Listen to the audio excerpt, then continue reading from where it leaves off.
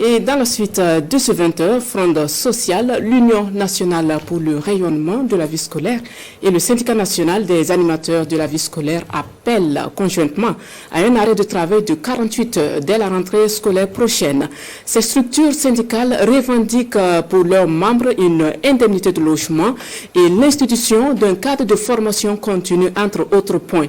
Les leaders se sont exprimés face à la presse ce matin. Gérard Sommet, Frédéric Ninkiama et Maïmouna Traoré pour le compte-rendu. L'Union nationale pour le rayonnement de la vie scolaire, UNARVS, et le syndicat national des animateurs de la vie scolaire, SINAVS, face à la presse. Ces deux syndicats regroupent des assistants, attachés et conseillers d'éducation. Ils expriment ici leur mécontentement au regard des difficultés rencontrées dans l'exercice de leurs fonctions. Les efforts fournis par les agents de la vie scolaire ne font l'objet d'aucune reconnaissance de la part du ministère.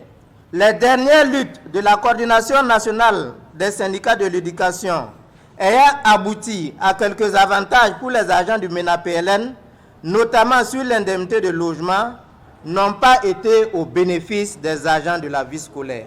Jusqu'à présent, il n'existe aucun cadre de formation continue pour les agents de la vie scolaire. L'UNARVS et le SINAVS appellent leurs militants à observer une grève de 48 heures à compter du 2 octobre prochain pour exiger la satisfaction de leur plateforme revendicative articulée autour de 4 points. L'octroi de l'indemnité spéciale de logement aux agents de la vie scolaire.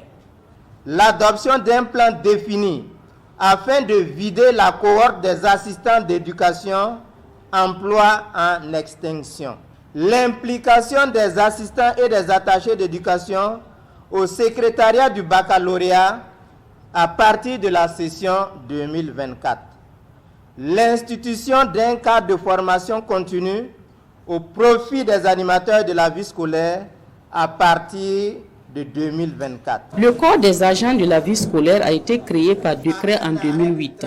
Aujourd'hui, il compte environ 5600 agents. Et pour le bon déroulement de l'année scolaire, ces responsables syndicaux invitent le ministère en charge de l'éducation nationale à se pencher sur leurs préoccupations. Pendant donc que les syndicats des agents de la vie scolaire annoncent d'aller en grève, le ministère de tutelle, par la voix de son secrétaire général, préconise le dialogue. Ibrahima Sanou se dit d'ailleurs surpris de la sortie ce jour du syndicat national des animateurs de la vie scolaire et de l'Union nationale pour le rayonnement de la vie scolaire. Sa réaction avec Franck Ouidraogo est bienvenue dans ça. Nous sommes réellement surpris qu'on en arrive là, puisque la discussion n'a jamais été interrompue. C'est la surprise et la stupéfaction au département de l'éducation nationale et de la promotion des langues nationales face à la sortie médiatique du SINAVS et de l'UNARVS, deux partenaires sociaux avec lesquels le contact reste permanent, foi du secrétaire général du MENA-PLN. D'abord un préavis de grève adressé au chef de l'État et une conférence de presse sur une plateforme minimale qui laisse perplexe au sein du ministère. Le contact, les discussions, les échanges n'ont jamais été interrompus. Et il y a des jours où le ministre passe toute la journée à recevoir les partenaires sociaux pour échanger, discuter avec eux. Il a même récemment donné des instructions que l'on fasse le point des différentes préoccupations de tous les syndicats qu'il a rencontrés pour voir, examiner ces points-là.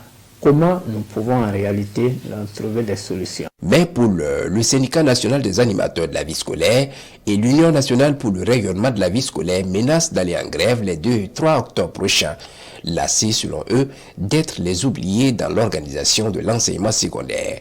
Il y a des questions purement techniques qui dépendent du ministère en charge de l'éducation nationale. Et pour régler ces questions-là, il n'y a pas de problème. Donc quand les syndicats nous disent qu'ils ne participent pas à des activités du ministère, ça, la solution n'est pas ailleurs. La solution est à notre niveau. Et c'est facile pour nous de trouver des solutions à cela. Mais lorsqu'il s'agit justement des questions qui engagent plusieurs autres ministères, notamment la fonction publique, notamment également le ministère de l'économie, des finances et de la prospective, donc nous sommes obligés de nous retrouver pour bien évidemment échanger sur ces questions et proposer des solutions. Ici, les 4 points de la plateforme minimale des 2 syndicats des agents de la vie scolaire.